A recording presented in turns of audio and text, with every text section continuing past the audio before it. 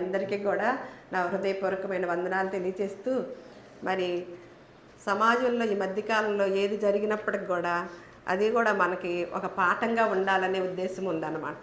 ఈ మధ్యకాలంలో ఏమి కల్తీ అయినాయో చూసాం. మనం ఇదివరకు రోజుల్లో ఏం కల్తీ అనేవాళ్ళం,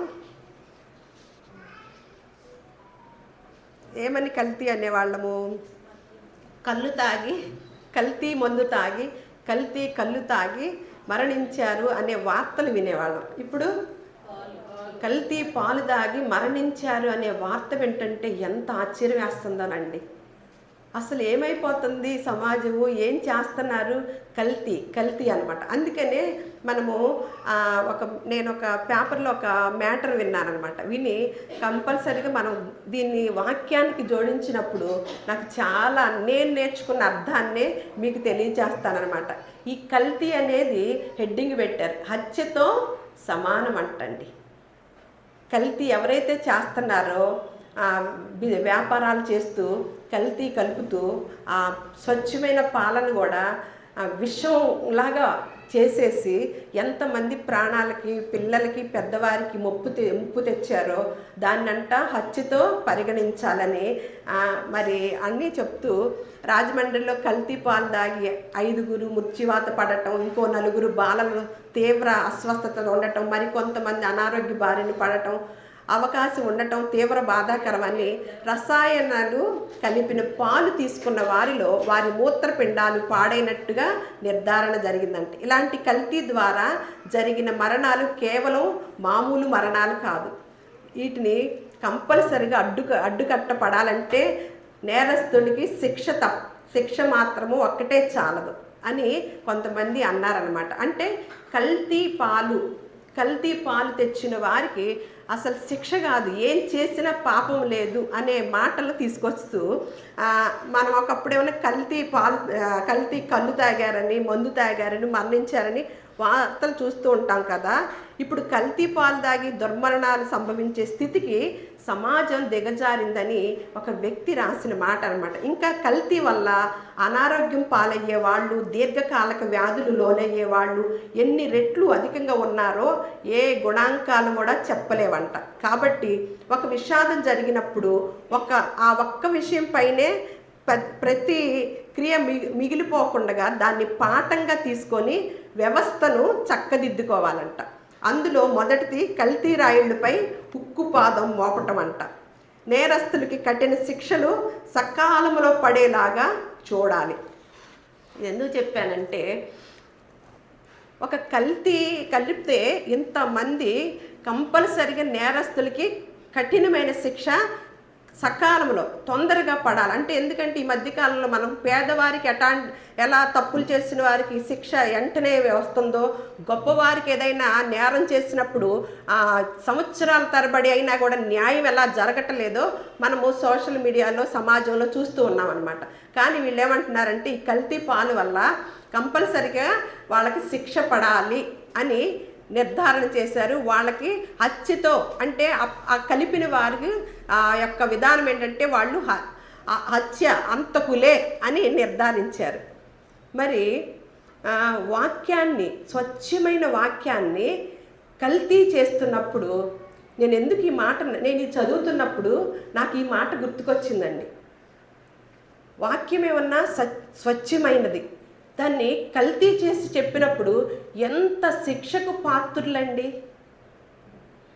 ఇది చదివినప్పుడు, ప్రభువా, మేము కల్తీ వాక్యము చెప్పకుండగా, భయము లేకుండగా, ఏ వాక్యాన్ని చెప్పటానికి నీ వాక్యాన్ని, నీ సర్వసత్యాన్ని మేము ఎక్కడ భయపడకుండగాను, అలాగే ఎవరిని ఉద్దేశించినది కాకుండా భయపడకోకుండా నీది ఉన్నది ఉన్నట్టుగా చెప్పే వారముగా ఉంటేనే మేము ఎంతైనా ధన్యులం అవుతాం ప్రభువా. మేము కూడా కల్తీ గనక చేస్తే నీ ముందు శిక్షకు పాత్రులమే అని భయమేసి, మరి కల్తీ పాలు అనే దానికి ఎంత శిక్ష పడాలి అని తెలియచేస్తూ వాళ్ళని కంపల్సరిగా నేరస్తులను పట్టుకోవాలన్నప్పుడు సమాజంలో స్వచ్ఛమైన వాక్యమును ఎంతమంది కల్తీ చేస్తున్నారో తెలుసండి. మరి వాళ్ళకి ఏమి భయం అనిపించటం లేదా? ఎందుకు వాక్యాన్ని నేను ఎందుకు అన్నానంటే, ఆ వాక్యాన్ని కూడా దేవుడు దేనితో పోల్చి చెప్పాడో మనకి పేతురు రాసిన మొదటి పత్రిక 2వ అధ్యాయము 1-3 వచనాలు చూద్దాము. ప్రభువు దయాళుడని మీరు రుచి చూచి ఉన్న ఎడల సమస్తమైన దుష్టత్వమును, సమస్తమైన కపటమును, వేషధారణను, అసూయను, సమస్త దూషణ మాటలను మాని క్రొత్తగా జన్మించిన శిశువులను పోలిన వారై నిర్మలమైన వాక్యమును పాల వలన రక్షణ విషయంలో ఎదుగు నిమిత్తము ఆ పాలను అపేక్షించండి అని చెప్తున్నాడు అనమాట. అంటే ఇక్కడ 1 అనేసి ఉంటుంది, ఇక్కడ ఏమన్నారంటే నిర్మలమైన ఆత్మ సంబంధమగు పాలు అని ఉందన్నమాట. పాల వలన అంటే నిర్మలమైన ఆ పాలల్లో అసలు మామూలుగా కల్తీ అనేదే ఉండదు, మనం చేస్తే తప్ప. అలాగే వాక్యము కూడా కల్తీ అనేది కాదు, పరిశుద్ధాత్మ దేవుని ప్రేరేపణతో రాయించారని మనము మొన్న వారాలన్నీ కూడా మనం నేర్చుకుంటూ వచ్చాం. మరి అటువంటి నిర్మలమైన వాక్యాన్ని, పాల వలన వచ్చిన వాక్యాన్ని, ఆత్మ సంబంధమైన వాక్యాన్ని మనము కల్తీ చేస్తే ఏమైపోతాము, ఎంత శిక్షగా అనుభవించుతామో చూడండి ఒకసారి. అందుకనే ఈరోజు ప్రభు సంస్కారం కదా, దానికి ఒక మాట చెప్పాలని అనిపించింది. అందరూ కూడా 1 కొరింథీయులకు రాసిన పత్రిక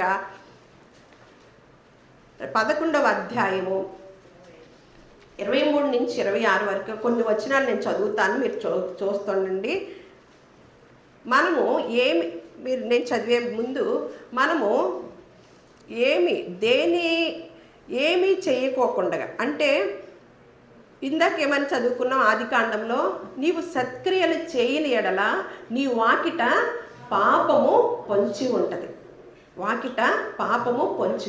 అంటే మన కుటుంబం భ్రష్టత్వానికి వెళ్ళాలన్నా, మన కుటుంబం దీవెనగా ఉండాలన్నా మనం ఏం చేయాలండి?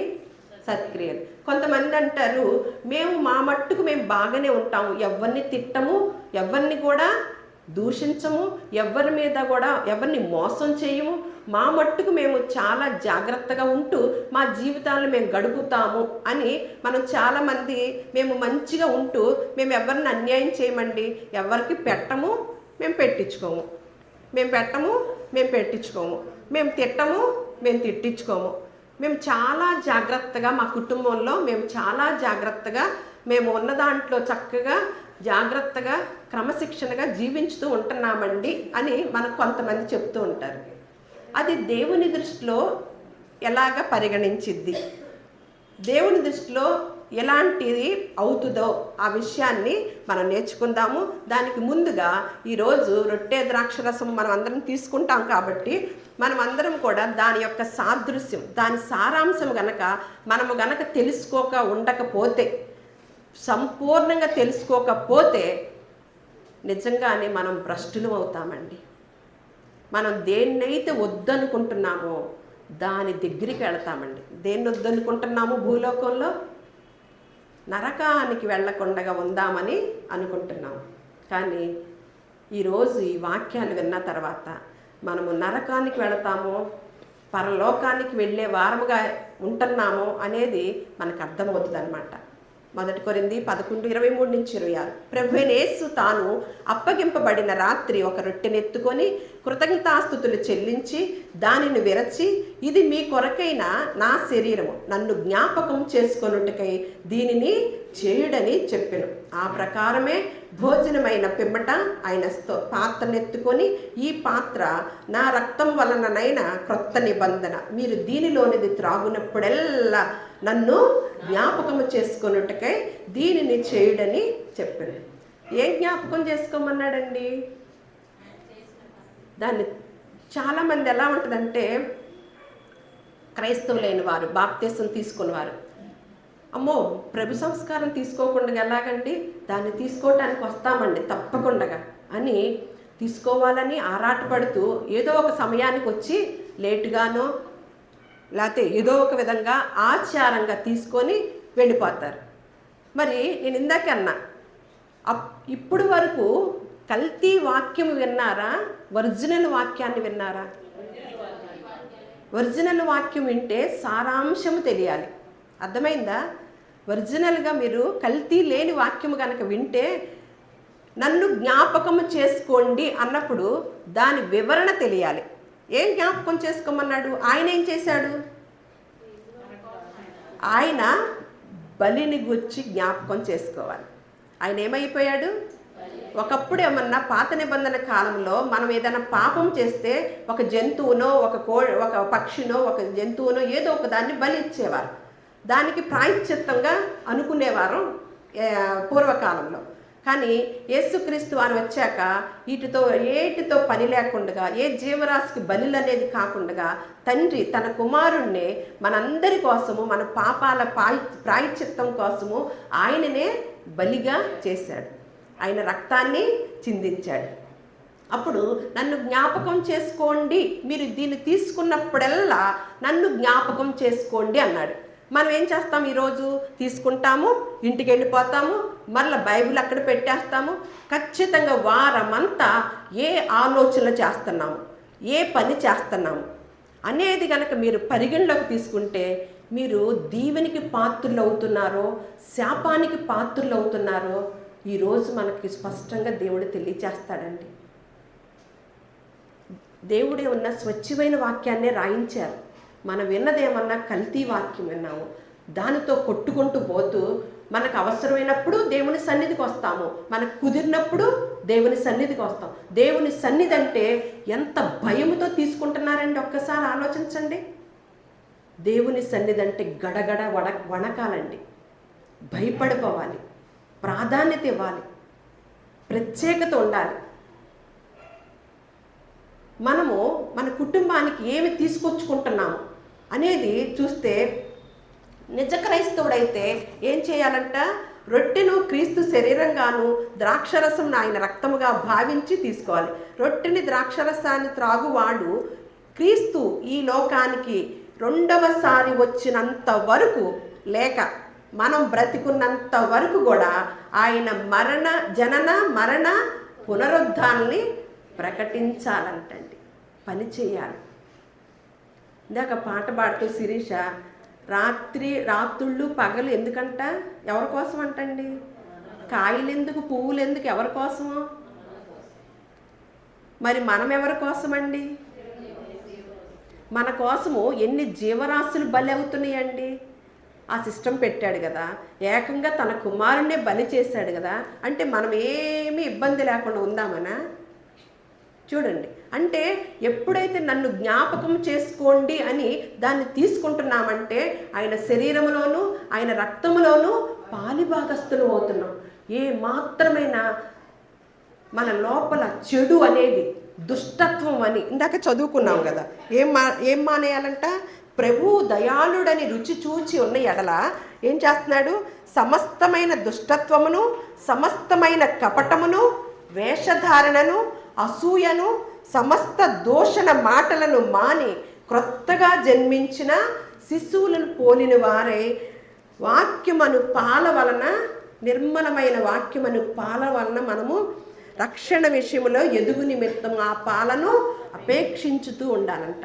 మరి అలాంటప్పుడు మరి ఆయన ఏం చేశాడు అంటే, 1 యోహాను రాసిన పత్రిక 3వ అధ్యాయము 16వ వచనం చూద్దాం. ఆయన మన నిమిత్తము తన ప్రాణం పెట్టారు కనుక దీని వలన ప్రేమ ఎట్టిదని తెలుసుకొనుచున్నాము.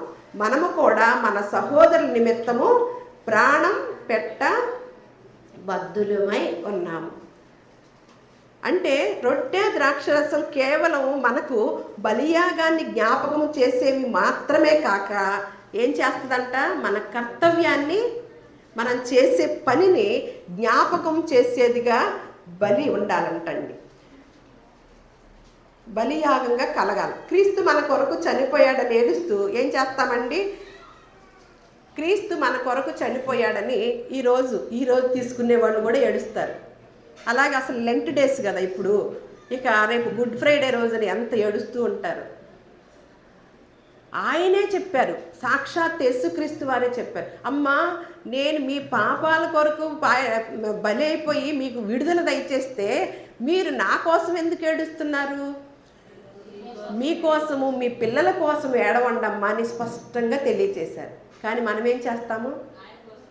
ఆయన కోసం ఏడుస్తాం, బాగానే ఉంది. కానీ పని ఏం చేస్తామంట?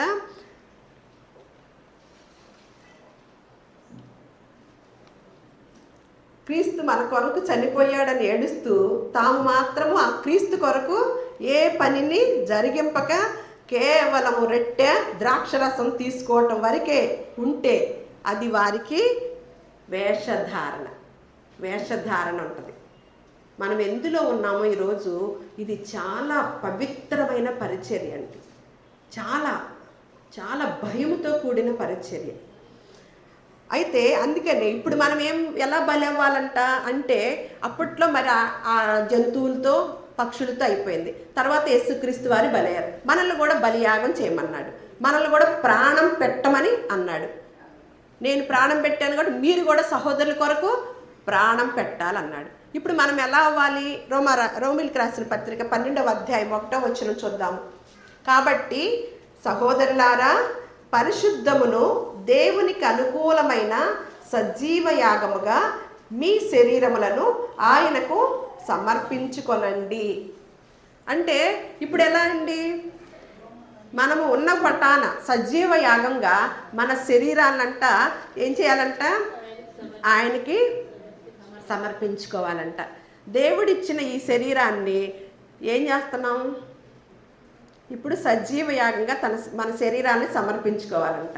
దేవుడిచ్చిన ఈ శరీరాన్ని మనం కుటుంబం కొరకు వాడుతున్నామా? మన ఉద్యోగం కొరకు బిజీ అయిపోతున్నామా? దేవుని కొరకు సజీవ యాగంగా అవుతున్నామా? ఒకసారి పరిశీలించండి. కుటుంబం కొరకు అవుతుందా? మన పని పాటల కొరకు అవుతుందా? మన ఉద్యోగం కొరకే అయిపోతుందా ఈ దేహము, ఈ శరీరము? దేవుని కొరకు సజీవ యాగంగా బలి అవుతుందా? ఒకసారి ఆలోచించండి. ఇదంతా ఒక ప్రాసెస్ అండి. స్వచ్ఛమైన వాక్య ప్రాసెస్ అన్నమాట. దేవుని యొక్క ఉద్దేశము ఖచ్చితంగా అదే. ఇందులో తిరుగులేదు. ఎవరన్నా కల్తీ కలిపితే తిరుగు పెట్టుకోవచ్చు. కానీ కల్తీ లేకుండా కనుక ఆలోచించాలంటే మనం మన కుటుంబాల కోసం ప్రయాసపడుతున్నామా? మన ఉద్యోగాల కోసం ప్రయాసపడుతున్నామా? దేవుని పరిచర్య కొరకు, దేవుని పని కొరకు ఎప్పుడైతే దేవుని సువార్త చెప్పటానికి ఎండలో ఎండిపోయి ఒక నశించిపోతున్న ఒక ఆత్మకు కనుక మనం సువార్త చెప్తే మనము కూడా ఆయన శరీరంలోనూ ఆయన రక్తంలోనూ పాలిభాగస్తులు అవుతాం. ఎన్ని మార్లు చేస్తున్నామండి ఆ పని?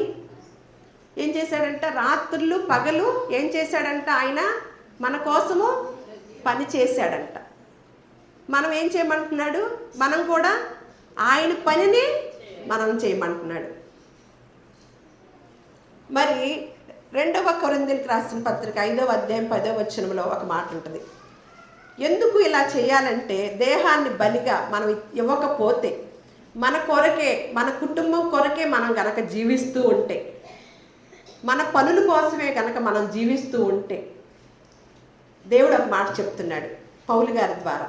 2వ కొరింథీయులకు రాసిన పత్రిక 5వ అధ్యాయం 10వ వచనం. ఎందుకనగా తాను జరిగించిన క్రియల చొప్పున అవి మంచివైనను సరే చెడ్డవైనను సరే దేహముతో జరిగించిన వాటి ఫలమును ప్రతి వాడును పొందునట్లు మనమందరము క్రీస్తు న్యాయపీఠము ఎదుట ప్రత్యక్షము కావాలి. మేము భూమి మీద మంచిగా బ్రతుకుతున్నాము కదా, ఇంకేముంది, మంచి క్రియలే అనుకుంటాం. కానీ మంచిగా బ్రతికే ఒక ఆయన ఉన్నాడు, మంచిగానే బ్రతికాడు. ఆయన ఏమంటున్నాడో చూద్దాము. దానికి ముందుగా ఎఫెసీయులకు రాసిన పత్రిక 4వ అధ్యాయం 11-12 నుంచి ఒక మాట చెప్తున్నారు పౌలు గారు. మనమందరము విశ్వాస విషయములోను దేవుని కుమారుని గుర్చిన జ్ఞాన విషయంలోను ఏకత్వము పొంది, దేవుని గుర్చిన జ్ఞానం విషయంలో ప్రపంచ సంఘాలు, క్రైస్తవ సంఘాలంతా ఏకత్వం ఉందా? రకరకాలత్వం ఉందా? చూడండి, ఏకత్వము పొంది సంపూర్ణ పురుషులు మగు వరకు, అనగా క్రీస్తునకు కలిగిన సంపూర్ణతకు సమానమైన సంపూర్ణత కలవారమగు వరకు ఆయన ఎలాగూ నియమించారు. క్రీస్తుకు కలిగిన సంపూర్ణత ఎలా కలిగిందండి? క్రీస్తు చెప్పండి ఒకసారి, ఆయనకి ఎలా కలిగింది? అలాగే ప్రతి క్రైస్తవుడు మళ్ళా క్రీస్తులా మారాలంటే క్రీస్తులో సంపూర్ణత తెచ్చుకున్నాడు ఆయన తండ్రి దగ్గర. ఏం చేశాడు? తండ్రి సంకల్పాన్ని నెరవేర్చి తను సంపూర్ణత తెచ్చుకున్నాడు. మనం కూడా ఎలా ఉండాలంట? అనగా క్రీస్తునకు కలిగిన సంపూర్ణతకు సమానమైన, ఆయనతో పాటు సమానమైన సంపూర్ణత కలవారం అవ్వాలంటే మనం ఏం చేయాలండి? ఆయన ఏం చేశాడు, మనం ఏం చేశాము చూడండి. ఆయన ఎలా ఉన్నాడు? క్రీస్తులో సంపూర్ణత కలగాలంటే, ఆయనతో పాటు సమానమైన సంపూర్ణత కలగాలంటే ఆయన ఏం చేశాడు? హెబ్రీయులకు రాసిన పత్రిక 5వ అధ్యాయం 7-8 వచనాల్లో, శరీరధారి అయి ఉన్న దినములలో మహారోదనముతోనూ కన్నీళ్లతోనూ తన్ను మరణము నుండి రక్షింపగలవన వానికి ప్రార్థనలను యాచనలను సమర్పించి భయభక్తులు కలిగి ఉన్నందున ఆయన అంగీకరింపబడెను. ఆయన కుమారుడై ఉండి తాను పొందిన శ్రమల వలన విధేయత నేర్చుకొనెను. మరి ఆ క్రీస్తుకు వారసులమని చెప్పుకున్న మనము కూడా సంపూర్ణులు కావాలంటే, విధేయులు అవ్వాలంటే శరీరంతో ఉన్నప్పుడు ఎలా ఉండాలండి? శుభ్రంగా సుఖపడాలా? యేసుక్రీస్తు వారి యొక్క విశిష్టత ఖండాలు దాటిపోయిందంటే అన్ని రకాల భక్తిలాగా ఉండదండి. మనం అనుకున్న భక్తిలాగా ఉండదండి. మనం ఏదో కుదిరితే భక్తి చేస్తాం, అస్సలు కాదండి. ఏమున్నాడు ఆయన? ఆయన శరీరధారిగా శరీరం ధరించినప్పుడు ఎలా ఉన్నాడంట? మహారోదనతోనూ కన్నీళ్లతోనూ తన్ను మరణము నుండి తప్పించు గలవానికి ప్రార్థన చేయి. మనం ఎప్పుడు చేస్తామండి? దేనికోసం చేస్తామండి? మన ప్రార్థనలు, మన రోదనలు, మన కన్నీళ్ళు దేనికోసం వస్తాయండి? కుటుంబం కోసం వస్తుందండి. కుటుంబం కోసం మహారోదన అంట. ఎందుకు? ఆయనకు తెలుసు కాబట్టి, పరలోకము నరకము ఆయనకు తెలుసు కాబట్టి, ఆయన మరణము నుండి తప్పించే తండ్రికి ఏం చేస్తున్నాడంట? ప్రార్థనలు యాచనలు చేస్తూ భయభక్తులు కలిగి ఉన్నందున అంగీకరణ. మనం దేని యందు భయభక్తులు కలిగి ఉంటున్నామండి? ఇక్కడ ఒకటే నిర్ణయం చేసుకుంటున్నామండి, మేము స్వార్థము లేకుండా ఈ సేవ చేస్తున్నామండి. నిస్వార్థంగా సేవ చేస్తున్నాం. మేము వాక్యం నేర్చుకుంటూ స్వచ్ఛమైన వాక్యాన్ని నేర్చుకోవాలని ఎప్పుడైతే తపన కలిగిందో, ఒక పరిచర్యను దేవుడు మాకు అప్పగించినప్పుడు అదే మనస్తత్వం కలిగిన వారు ఇక్కడ దేవుడు ఏర్పాటు చేసినందుకు నేను దేవుణ్ణి ఎప్పుడూ స్తుతించుతూ కృతజ్ఞతాస్తుతులు చెల్లించుతున్నానండి. మా భావాలు కలిగిన వారిని కుటుంబ సభ్యులుగా చేసి మనందరము ఇంకా ఎక్కువ నేర్చుకోవటానికి. ఇది మామూలు భక్తి కాదండి. దీని గురించి స్టడీ చేస్తుంటే నేను ఇందాక చెప్పా కదా, బైబిల్కి పక్కగా వెళ్ళిపోతుంటే భూ సంబంధమైన విషయాలే వచ్చేస్తున్నాయి, అన్ని తేడాలే వస్తున్నాయి. కానీ దీనితో మమేకమవుతే ఎంత ఆనందమోనండి, ఎంత సంతోషమోనండి. అమ్మో, ఒక లోకంలోకి వచ్చేసినట్లే ఉంటుంది. అంత భయమేస్తుంది నాకు. చూడండి, మరి ఆ క్రీస్తుకు వారసులమని మనం చెప్పుకుంటున్న మనము కూడా మరణము నుండి తప్పించే వానికి ప్రార్థనలు యాచనలు చేస్తూ ఆయన యందు భయభక్తులు కలిగి ఉంటున్నామా? చూడండి, లూకాసు వార్త 16వ అధ్యాయము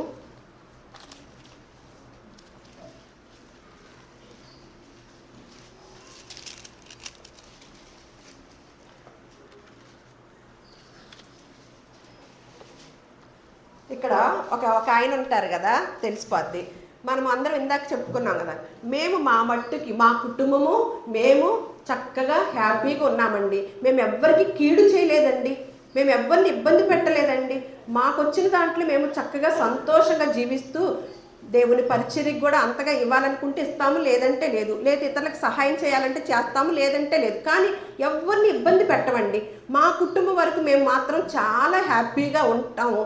దానిలో తప్పేముందండి? దానిలో నేరం ఏముందండి అని మనందరికీ ప్రశ్న వచ్చింది. ఇక్కడ ఒక చూద్దాం. లూకాసు వార్త 16వ అధ్యాయము 19 నుంచి నేను చదువుతాను. ధనవంతుడు ఒకడుండెను. అతడు ఊదా రంగు బట్టలను సన్నపు నార వస్త్రములను ధరించుకొని ప్రతి దినము బహుగా సుఖపడుచున్నాడంట. బహుగా సుఖపడుచున్నాడు. ఏమైనా తప్పిదాలు చేశాడండి? నరహత్య చేశాడా? అబద్ధమాడా? వ్యభిచారం చేశాడా? దొంగతనం చేశాడా? ఎక్కడా లేదు. తన కుటుంబంతో, తనకున్న ధనముతో, తనకున్న పరిస్థితుల్లో బహుగా చక్కని బట్టలు కట్టుకుంటూ, చక్కని కార్లు కొనుక్కొని, చక్కగా కుటుంబంలో మంచి ఇల్లుని సెట్ చేసుకొని, కుటుంబం అంతా హ్యాపీగా మంచి మంచి ఖరీదైన బట్టలతో బహుగా ప్రతి దినము బహుగా సుఖపడుచున్నాడు. లాజరు అను ఒక దరిద్రుడుండెను. వాడు కురుపులతో నిండిన వాడై ధనవంతుని ఇంట వాకిట పడి ఉండి అతని బల్ల మీద నుండి పడు రొట్టె ముక్కలతో ఆకలి తీర్చుకొనగోరెను. అంతేకాక కుక్కలు వచ్చి వాని కురుపులు నాకెను. ఆ దరిద్రుడు చనిపోయి దేవదూతల చేత అబ్రహాము రొమ్మున ఆనుకొనుటకు కొనిపోబడి, ధనవంతుడు కూడా చనిపోయి పాతి పెట్టబడిను. అప్పుడు అతడు పాతాళములో బాధపడుచు. ఏం చేశాడండి తప్పు పాతాళానికి వెళ్ళటానికి? పరిశుద్ధ గ్రంథము గొప్ప జ్ఞాన గ్రంథం అండి. తను ఏర్పాటు చేసుకున్న జనాంగము తన దగ్గరికి రావాలని ఆశపడే తండ్రిని మనం సేవిస్తున్నాం అన్నమాట. తను అపవాదికి ఏర్పాటు చేసిన ప్లేస్కి వెళ్ళకూడదని ఆరాటపడుతున్నాడండి. కొంతమంది దైవ సేవకుల చేత ఇలా గద్దింపుతోనూ ఇటువంటి మాటలతోనూ చెప్తూ ఉంటే అక్కడికి వెళ్ళరు ఎవరు. ఎందుకంటే అపవాది ఏం చేస్తుంది? వాళ్ళని తప్పిస్తుంది. తన కోసం ఏర్పాటు చేసిన ప్లేస్లో ఆయన బిడ్డల్ని పంపించాలని కంకణం కట్టుకుందండి.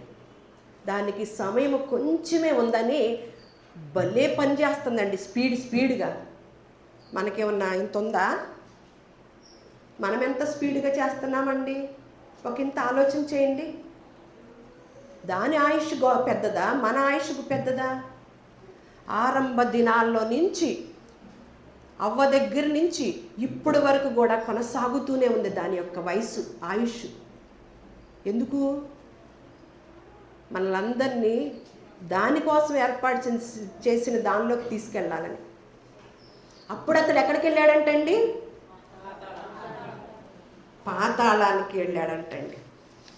అంటే చూడండి, అందుకు ఏమన్నాడంటే, తండ్రి అయిన దూరము నుండి కన్నులెత్తి దూరము నుండి అబ్రహామును అతని రొమ్మున ఆనుకొని ఉన్న లాజరును చూచి, తండ్రివైన అబ్రహామా, నా యందు కనికరపడి తన వ్రేలి కొనను నీళ్లలో ముంచి నా నాలుకను చల్లార్చుటకు లాజరును పంపుము. నేను ఈ అగ్ని జ్వాలల్లో యాతన పడుచున్నానని కేకలు వేసి చెప్పెను. అందుకు అబ్రహాము, కుమారుడా, నీవు నీ జీవితకాలమందు నీకిష్టమైనట్టు సుఖము అనుభవించితి, అలాగుననే లాజరు కష్టము అనుభవించునని జ్ఞాపకము చేసుకొనుము. ఇప్పుడైతే వాడు ఇక్కడ నెమ్మది పొందుచున్నాడు, నీవు యాతన పడుచున్నావు. చేసిన తప్పేంటండి? దేవుడు ఎవరి కోసం ఏర్పాటు చేశాడండి మనల్ని? సుఖంగా చక్కగా దర్జాగా తిని, మీకు ఇష్టమైనప్పుడు ప్రార్థనకి వెళ్ళండి, మీకు ఇష్టమైనప్పుడు వినండి, మీకు ఇష్టమైనప్పుడు ప్రార్థన చేసుకోండి అని చెప్పటానికి మనల్ని పుట్టించింది భూలోకంలో. ఎందుకు పుట్టించాడండి? ఎఫెసీయులకు రాసిన పత్రిక 1వ అధ్యాయము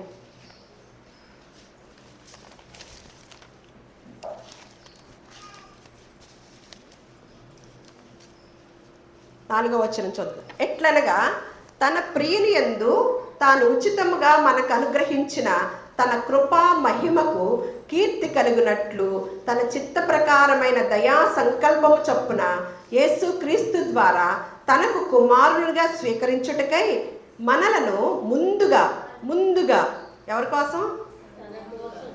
కోసం అండి?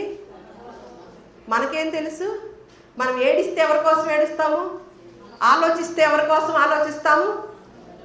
సంపాదిస్తే ఎవరి కోసం సంపాదిస్తాము? అంత ఉల్టా పల్టా అయిపోయిందండి. దేవుడు చెప్పిన మార్గము, దేవుని సంకల్పము, దేవుని ప్రణాళికని తారుమారు చేసేసారండి. దానిలోనే కొట్టుకుపోతున్నారు క్రైస్తవ ప్రపంచం అంతా కూడా. అదే భయం వేస్తుంది అన్నమాట. ఏది మంచో ఏది చెడో ప్రతి దాన్ని రాసిపెట్టి ఉంచితే దేన్ని ఎక్కువగా తీసుకుంటున్నాము? చూడండి, ఇక్కడ ఏమంటున్నాడు? తన కోసము నిర్ణయించుకొని మనం ఎలా ఉండాలంట? తన ఎదుట పరిశుద్ధులమును నిర్దోషములై ఉండవలనని ఎప్పుడు అనుకున్నాడు? ఇది జగత్తు పునాది వేయబడక మునిపే ప్రేమ చేత ఆయన క్రీస్తులో మనల్ని ఏర్పాటు చేసుకున్నాడు. ప్రేమ చేత క్రీస్తులో. ఎలా? క్రీస్తు బలైపోయాడు, మీకోసం బలైపోయాడు. కాబట్టి మీరు కూడా ఎవరి కోసమో? ఆయన కోసమే బలి అవ్వాలి, ఆయన కోసమే బలి అవ్వాలని చెప్పి ఈ ప్రభు సంస్కారం తీసుకుంటున్న వారు ఈరోజు ఆయన జ్ఞాపకం చేసుకోమన్నాడు. అంటే నేను ఇందాకే చెప్పాను, ఆయన రెండోసారి వచ్చేంతవరకు, మనం పోయే వరకు కూడా ఆయన జనన మరణ పునరుద్ధానాలు గనక ప్రచారం చేయకపోతే ధనవంతుడికి పట్టిన గతే మనకును పట్టింది. మనం వారమంతా మన కోసం జీవిస్తూ, మన కోసమే కాకుండా ఇంకేవేవో ఆలోచనలు చేస్తూ ప్రణాళికను సిద్ధం చేసుకుంటూ ఉంటే మనము క్రైస్తవులముగా, క్రీస్తును ధరించుకున్న వారముగా అనిపించు. ఎందుకంటే ఇప్పుడు క్రీస్తు యేసునందున్న వారికి ఏ శిక్షా విధియో లేదు. మరి ఆ శిక్షా విధి నుంచి మనం తప్పించుకోవాలంటే ఎవరిలో ఉండాలి? మనము క్రీస్తులో ఉండాలండి. ఆ క్రీస్తులో ఉన్న మనము ఈ నన్ను జ్ఞాపకం చేసుకోండి అన్నప్పుడు ఏం చేయమన్నాడు? మనలో ఒకప్పుడు పాపంలో ఉన్న మనల్ని పరిశుద్ధులుగా చేసి ఆయన ఎదుట నిర్దోషులుగాను, ఏ దోషం లేని వారుగాను, ఏ అపవిత్రత లేని వారుగాను ఆయన ఎదుట మనల్ని పెట్టుకోవాలనుకుంటే మనల్ని ఏం చేయాలని అని చెప్తున్నాడంటే, మొదటి పేతురు రాసిన పత్రిక చదివేసి మనం ముగించుకుందాము. మొదటి పేతురు రాసిన పత్రిక 2వ అధ్యాయము 9వ వచనం. అయితే మీరు చీకటిలో నుండి ఆశ్చర్యకరమైన తన వెలుగులోనికి మిమ్మల్ని పిలిచిన వాని గుణాతిశయములను ప్రచురము చేయు నిమిత్తము ఏర్పరచబడిన వంశమును, రాజులైన యాజక సమూహమును, పరిశుద్ధ జనమును, దేవుని సొత్తైన ప్రజలనై ఉన్నారు. ఏం చేయాలంటండి? మనల్ని ఒకప్పుడు చీకటిలో ఉన్నాం, ఆయన ఆశ్చర్యకరమైన తన వెలుగులోనికి మనల్ని పిలుచుకుంది ఎందుకండి? మన ఇంటి పనులు చేసుకోవటానికి, మన ఉద్యోగాలు చేసుకోవటానికి, మన పిల్లల కోసం బ్రతకటానికా? అస్సలు వివరణ. దేవుడు అనేవాడు ఉన్నాడు అంటే గొప్ప మార్గాన్ని మనకు తెలియచేసిన గ్రంథముగా ఉంటే గనక ఖచ్చితంగా పరిశుద్ధ గ్రంథమేనంటే. ఎన్నో స్వర్గానికి వెళ్ళటానికి ఎన్నో విషయాలను మనకి ఇక్కడ ఉండగానే మనకు తెలియచేస్తూ మనల్ని ఎక్కడ నరకానికి పాత్రులుగా కాకుండా మనల్ని అలా ఉంచితే మనం ఏం చేస్తున్నామండి? ఏం చేయాలంటండి? ఆయన ఎదుట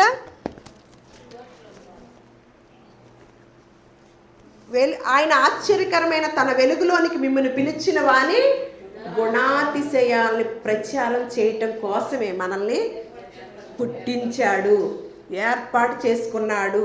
అంతే, రెండో పనికి కాదు. ఆ తర్వాతదే రెండోది. ఈ పనిలో ఎంతమంది ఉన్నాము? మన శరీర కష్టాన్నైనా, మన ధనాన్నైనా, మన మాటనైనా, నోరునైనా, ముక్కులనైనా, చెవులనైనా, కాళ్ళనైనా ఎవరికి ఉపయోగించుతున్నాము? ఈ చెవుల్ని ఎవరికి ఉపయోగించుతున్నాము? ఏం వినటానికి ఉపయోగించుతున్నాము? ఈ నోటిని దేనికి ఉపయోగించుతున్నాము? ఒకసారి ఆలోచన చేయండి. ఆయన గుణాతిశయాల్ని ప్రచారం చేయటానికే మనల్ని ముందుగా తన కోసం ఏర్పాటు చేసుకున్నాడండి. ఈ ప్రణాళిక ఇప్పుడుది కాదండి, జగత్తు పునాది వేయబడక ముందు ప్రణాళిక అండి. నేను ఎంతో బాధతో చెప్తున్న మాటలండి ఇవి. నేను నేర్చుకుంటూ క్రైస్తవ ప్రపంచంలో ఉన్న క్రైస్తవులైన వారు, క్రీస్తును ధరించుకున్న వారు వాక్యములో కల్తీ కలుపుతూ ఎంతమంది శిక్షకు పాత్రలు అవుతారో తెలియదు. కానీ మన ఈ క్రీస్తు ప్రార్థనా మందిరం అని కుటుంబ సభ్యులమైన మనం అందరం కూడా ఆ కల్తీ తీసుకొని మరణించే వారముగా ఉండకూడదు. మనం జీవించే వారముగానే ఉండాలని దేవుని యొక్క ప్రణాళిక. ఎప్పుడంటే జగత్తు పునాది వేయబడక ముందే ఆయన ప్రణాళిక అండి. అందుకని ఏమంటాడంటే పౌలు గారు, కాలము కొంచెమే ఉంది, అనుభవించేవారు తక్కువగా అనుభవించండి. ఎందుకంటే దేవుడు రాకడ అతి దగ్గరలో ఉంది. భార్యలు ఉన్నవారు భార్యలు లేనట్టు, భర్తలు ఉన్నవారు భర్తలు లేనట్టు, పిల్లలు ఉన్నవారు పిల్లలు లేనట్టు, ఆస్తిపాస్తులు ఉన్నవారు ఆస్తిపాస్తులు లేనట్టు ఉండమంటే ఒకటి ఉంటే రెండు ఉండేటట్టుగా జీవిస్తున్నాం. ఒకటి ఉందనుకోండి, ఒకదాని మీద ఒక్కను పెడతాం. ఇప్పుడు రెండుని కూడా పెట్టుకొని రెండు కళ్ళు ఇక్కడికే పెట్టేస్తున్నాం. ఎందుకంటే ఈ లోకపు నటన గతించిపోతుంది, గతించిపోయే సమయం దగ్గరైంది. ఆయన రాకడ దగ్గర సమయంలో ఉన్నాం. మన కుటుంబాలతో గనక మునిగి తేలుతూ ఉంటే ధనవంతుడికి పట్టిన గతే మనకు కూడా పట్టింది. ధనవంతుడు కూడా ఏ పాపము చేయలే, మనం కూడా ఏ పాపం ఎప్పుడూ చేయలే. కానీ మనకిష్టమైనట్లుగా, మనకు నచ్చినట్లుగా, మనకిష్టానుసారంగా జీవించటం మాత్రము చేస్తున్నాం. అదే ధనవంతుడు కూడా చేశాడు. ఎక్కడున్నాడు? కన్ను మూయిగానే మనకేం కనపడిద్దో మనం నిర్ణయం చేసుకోవాల్సింది భూలోకంలోనేనండి. ఇవాళ ఈ పరిచర్యలో పాలిభాగస్తులైన ప్రతి ఒక్కరూ అందరూ తీసుకోవాలి. కానీ ఆచారంగా తీసుకొని వచ్చి మీరు గనక వెళ్ళకెళ్ళిపోయి ఆయన గుణాతిశయాల్ని ప్రచారం చేసేలాగనో, ఇప్పుడు క్రీస్తు యేసునందున్న వారికి ఏ శిక్షా విధి లేదన్నాడు కాబట్టి క్రీస్తునందు ఉన్నవారము కానీ ఈ నెలంతా ఉంటామా, లేకపోతే అపవాది బిడ్డలముగా ఉంటామా అనేది మనం పరిశీలించుకుంటూ, నన్ను జ్ఞాపకము చేసుకోండి అని యేసుక్రీస్తు వారు చెప్పినప్పుడు ఆయన యొక్క సువార్తను ఖచ్చితంగా ప్రకటించాలి, పని చేయాలి. ఆయన కూడా పని చేశాడు కాబట్టి మనం కూడా పని చేయాలి. పని లేకుండా జీతానికి పాత్రలము కాదు. దేవుడి మాటలు మన హృదయాల్లో ఫలింపచేయనుగాక. దేవుడు మిమ్మల్ని అందరినీ కూడా బహుగా బహుగా బహుగా ఆశీర్వదించి వర్ధిల్ల చేయనుగాక.